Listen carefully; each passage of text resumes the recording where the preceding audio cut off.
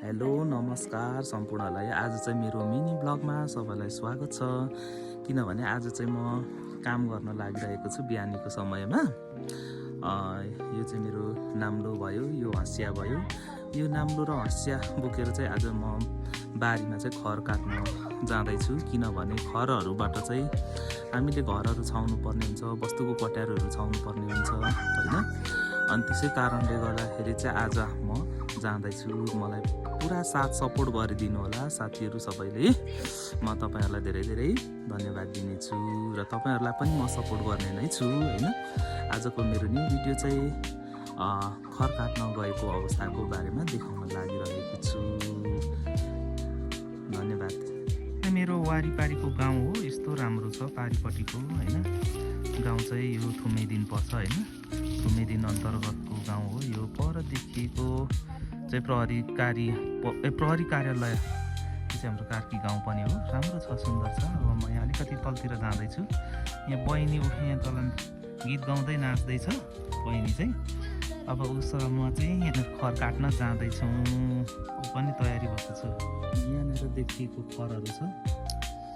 अनि यता तल भिडमा जानुपर्ने हुन्छ, यता तल भिडमा। तर आज हामीले थोरै थोरै काट्छौँ बिहानको समयमा। खर्च यता तल धेरै छ क्या हाम्रो। अनि अलिअलि सिधो साङ्दो यता जस्तो बहिनीहरूले काटेर लगिसकेको अवस्था छ। आज चाहिँ म पनि गरेको छु, मेरो बहिनीहरू जाँदैछ, म पनि अब काट्नुको लागि रेडी भइरहेको छु। किनभने खरहरूबाट चाहिँ अब सबैले जस्ताको पाताको टिन लगाएर चाहिँ खरहरू छाउँछन्। तर मलाई चाहिँ कम्फर्ट लाग्ने भनेको चाहिँ खरहरूबाट नै राम्रो हुन्छ जस्तो छ। किनभने टिनहरू जस्ताको पाता भनेको चाहिँ अब बर्खाको समयमा चाहिँ टिनको घरमा चाहिँ भित्र छिरिसक्नु हुँदैन, गर्मीले अत्यन्तै गर्मी हुन्छ।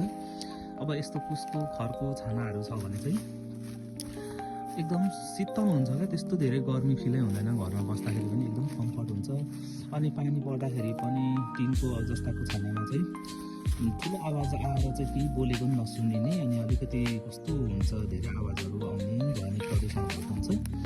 तर खरको उसको छानाबाट चाहिँ हामीले यस्तो ध्वनि प्रदूषणहरूबाट चाहिँ बाँच्न सक्छौँ। तपाईँहरूलाई के कस्तो लाग्छ खरहरूको छानाको घर र जस्ताको टिनको छानामा? मलाई चाहिँ अब एकदम कम्फर्ट राम्रै लाग्छ। जति प्रविधिहरू आए पनि, जति भए पनि कतिपय कुराहरू चाहिँ परम्परागत प्रविधि नै पनि राम्रो हुँदो रहेछ। यो चाहिँ मेरो देखिएको मात्रै गाउँघरहरू हो, देखिएको। यसरी नै हेर्दै हेर्दै साथ दिँदै जानुहोला।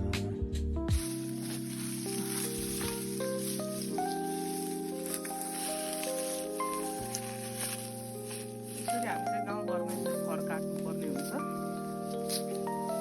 पुरै केलाउनु पर्ने हुन्छ। यस्तै अब कतिहरू पसेको हुन्छ अनि मसिनो भ्यास परेको चाहिँ यसरी केलाउनु पर्ने हुन्छ। अब यो मात्र हो हामीले राख्छौँ। अब यसरी पार्दै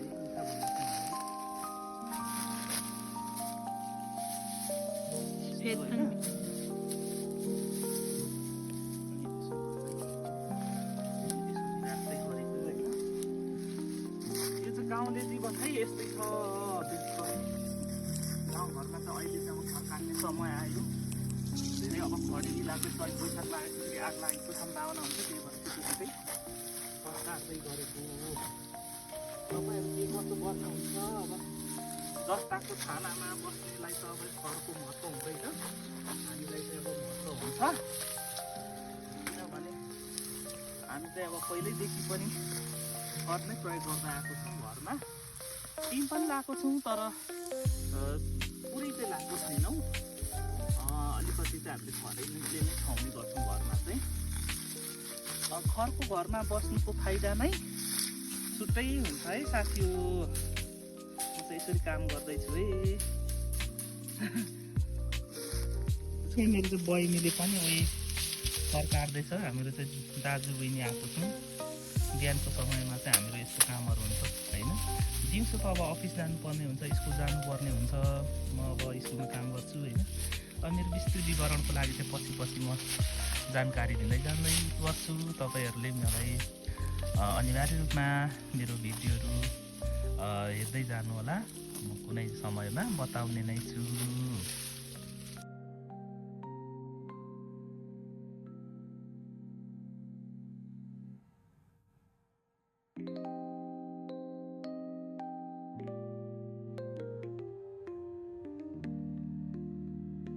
अहिले चाहिँ भारी बान्दैछ यहाँनिर बिटा बुगाइ जस्तो हाम्रो त बुगाइदिनु ल। खरको भारी यसरी बाँध्छौँ अनि बोकेर। टाहा चाहिँ छैन र नजिकै छ र मात्र। खर चाहिँ धेरै भयो, थोरै भयो, कहाँ अड्क्यो।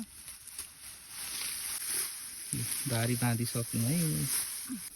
थोरै खर भएको कारणले गर्दाखेरि यसरी नै हामी चाहिँ बोक्यौँ। दुईजनाले हामीले यति काट्यौँ।